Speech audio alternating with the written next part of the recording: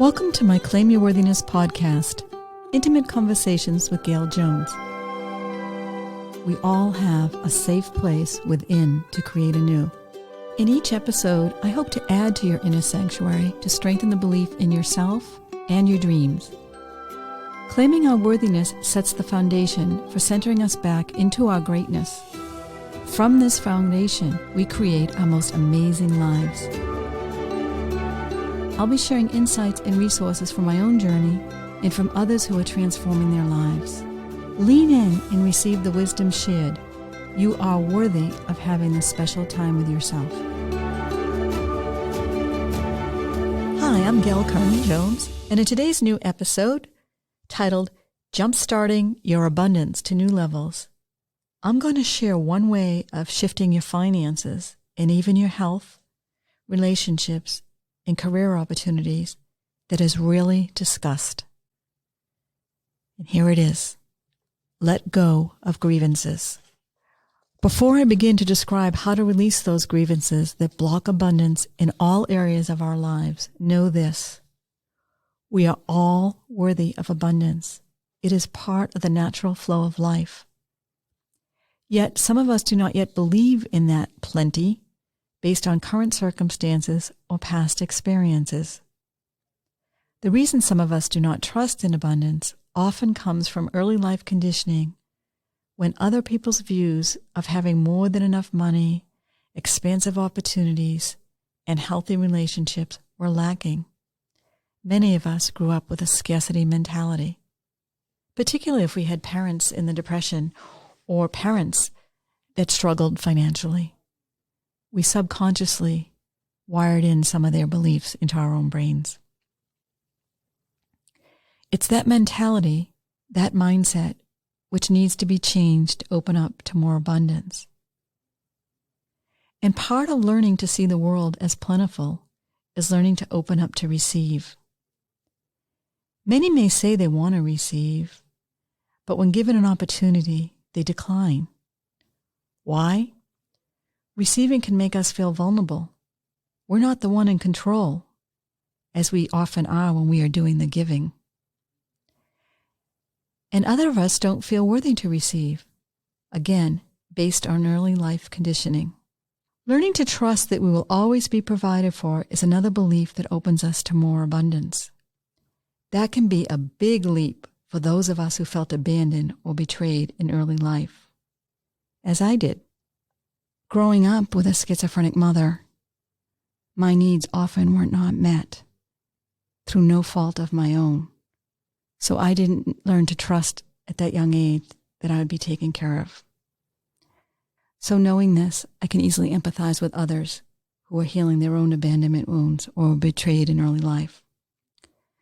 But what's really exciting is to see, and I've seen it in my own life and my clients over 20 years, beliefs can be changed. The brain can be rewired.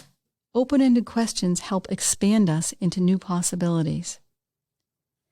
Albert Einstein once said, "The most important question you can ever ask is whether or not the world is a friendly place." I'd like to reframe that question a bit and ask you to think about this. Do you believe the universe has your back? Just try for a moment imagining the world as a friendly place, trusting the universe has your back. Really sit with the thought that you are supported, that there is grace around you and your dreams. And if you're in a place where you can sit right now, that would be great. If not, please do this later. Journal about any blocks that come up about believing you are or will be supported. Once we bring limiting thoughts or beliefs to awareness, we already begin the healing process and set the stage for new outcomes. Blocks sometimes appear in the form of other people who are withholding. These other people actually become our teachers to claiming our worthiness, to change that early conditioning of when we felt less than, unloved, or unworthy, from being dismissed or ignored by others in early life.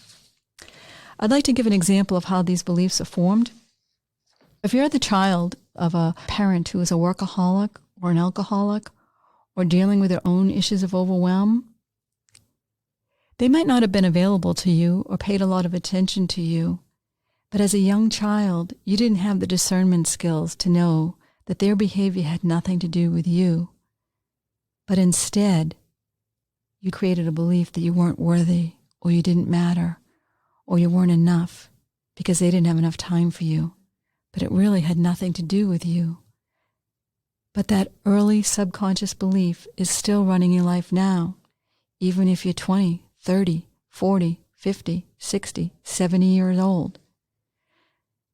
So again, as I always say when we identify these beliefs, it's really important to look at yourself with love and compassion, not judgment. You did nothing wrong.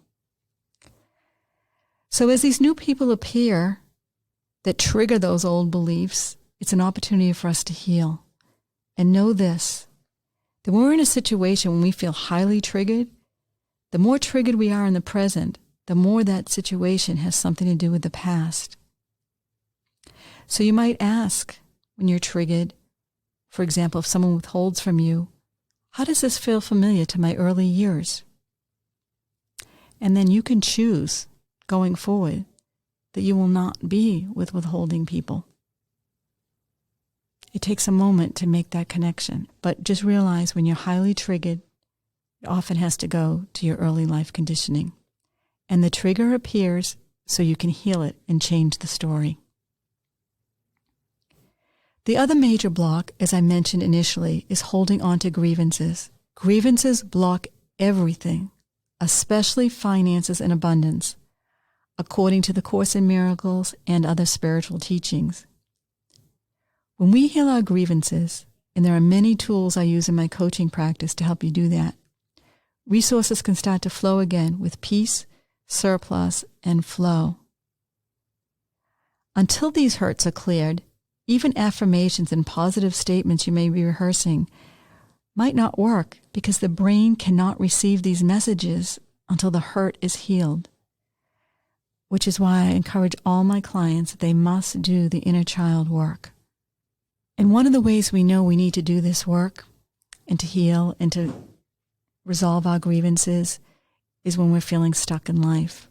We're trying harder, we're working harder, and it's not changing. That usually means there's an inner block. And again, I just want to stress enough, it can be healed.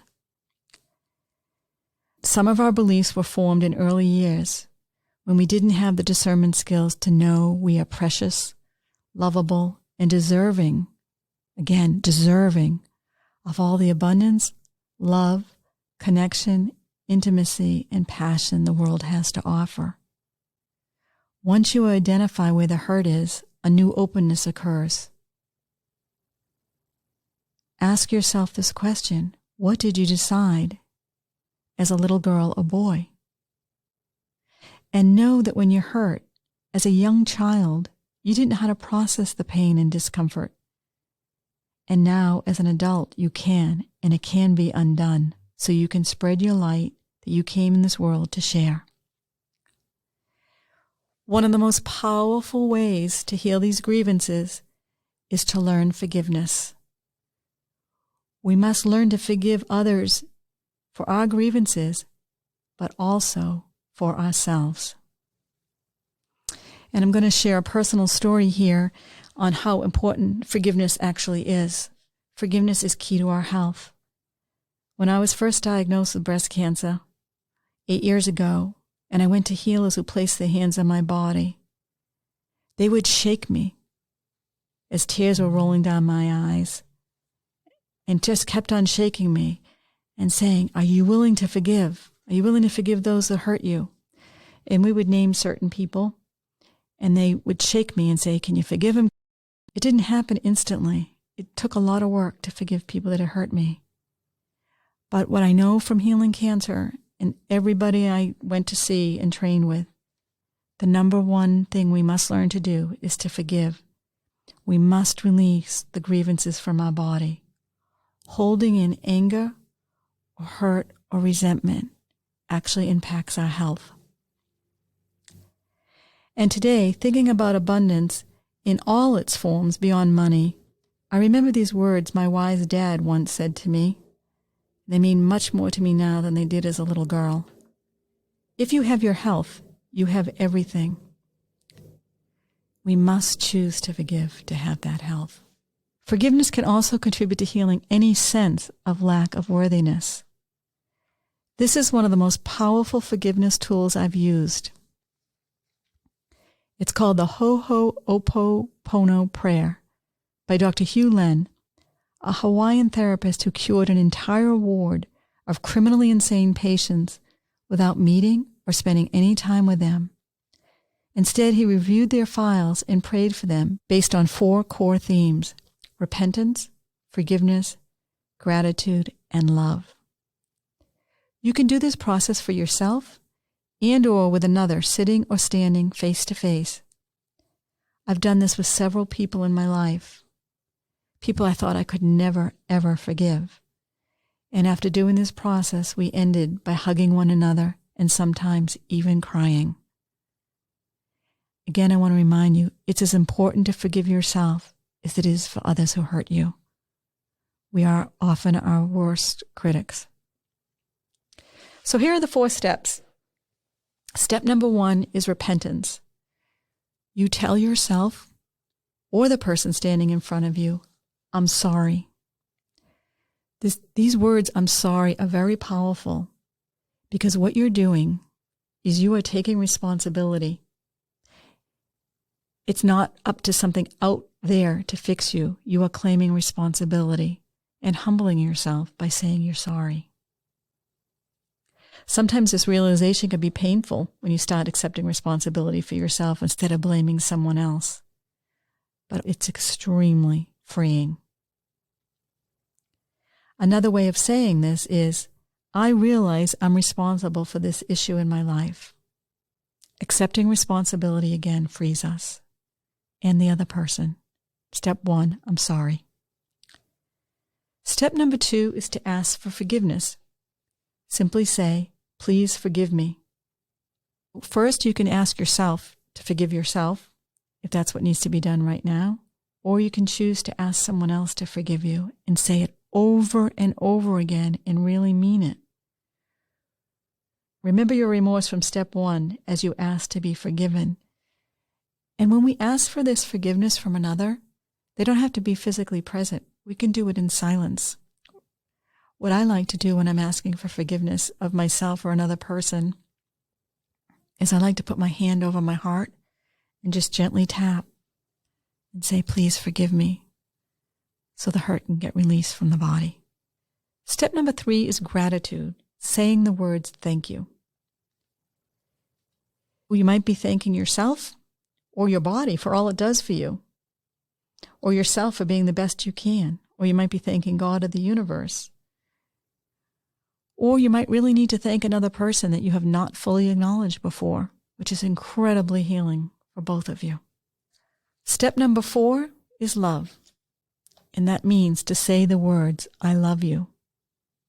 So when you're doing self-care, you can be saying, I love you to your body, to God again, to yourself, and you might choose to do it with another person and say, I love you. Again, you can do it in person or you can do it silently. I just want to repeat these 4 steps again because they're really transformative. Step number 1, to say I'm sorry. Step number 2, please forgive me. Step number 3, thank you. And step number 4, I love you. This practice can also be taken into other realms. This 4-step process is often used as part of end-of-life in hospice centers and elsewhere to help the dying patients and their families feel a sense of peace. I believe it's a great tool for all the endings in our life, some of which can open to new beginnings. We don't have to wait until we're on our deathbed to offer this 4-step process. For it has also been said in the great book, Coming Apart, How to Heal Your Broken Heart, by renowned therapist Daphne Rose Kigma, that how one ends a relationship sets the tone of how a new relationship will evolve. I just want to pause here for a minute and have you think about that. We need space between one relationship and another, and how we end that other relationship determines how our next one will evolve. If you can insert in that space a period of forgiveness you can dramatically change the outcome of not only the past relationship, but of new ones you will enter. In my life, I've sat across from those whom I've ended relationships and thanked them for the blessings they gave me or the lessons learned. And I've asked them to share the same insights about me so I could continue healing to ready myself for a healthier relationship going forward. It's a new world now, both in dating and the pandemic moving forward. Learn the new relationship skills to thrive in Gail's 6-session coaching package, Creating a New Mindset for Love.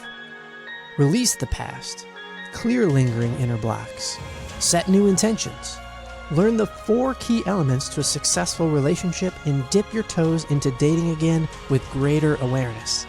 Gail Jones is a certified relationship and conscious dating coach who has a unique twist on healing that creates rapid breakthroughs.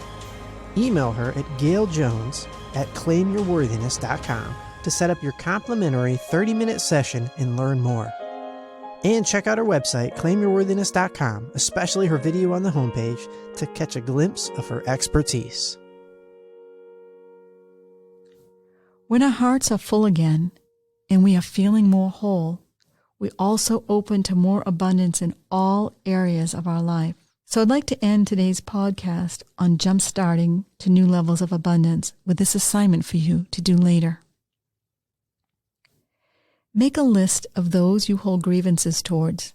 Ask yourself, what is it costing yourself to continue to hold this grievance? What is the benefit of letting go? Is there someone you want to silently or maybe even verbally forgive? Please include yourself for any ways you've beaten yourself up. If need be, ask for help in releasing your grievances. Be kind and gentle with yourself. Light a candle, take a bath, go for a long walk, or pray. Allow the grief of letting go of this grievance to pass through your body like a slow-moving river. When I've coached someone who is grieving the death of a loved one, I've often suggested that they set aside a scheduled time every day for grief. It can be 20 minutes, 30 minutes. The reason many of us are afraid to grieve is that we think we'll be so overwhelmed that we won't be able to take it. So if we can schedule time, short periods of time to grieve, it's a much more gentle process. Sit with this new open space for yourself as you slowly let your grievances go, and set an intention in moving forward in love. That intention is so important because it empowers us. We always have a choice. Are we going to resent this person or this situation, or are we going to love it and learn from it, the lessons to be learned? So I hope you'll take time to play with this exercise of letting go of grievances, who you want to forgive, what you want to let go of, how you've let go of ways you've beaten yourself up. And I look forward to hearing from you about what new levels of abundance arrive as you release grievances. Feel free to email me at gailjones@claimyourworthiness.com. Thank you for joining me on our journey today. I am so grateful you are part of my podcast community, where it is my dream that by claiming our worthiness together, we can more impactfully shed our light and love on this world. In future podcasts, I'll be sharing more stories of hope and unlimited possibilities for creating anew. You can also follow me on Instagram or on my Facebook page. I also hope you'll be inspired to share my podcast with your friends. Together, we are stronger. Blessings, Gail. Instagram and Facebook at Coach Gail Jones.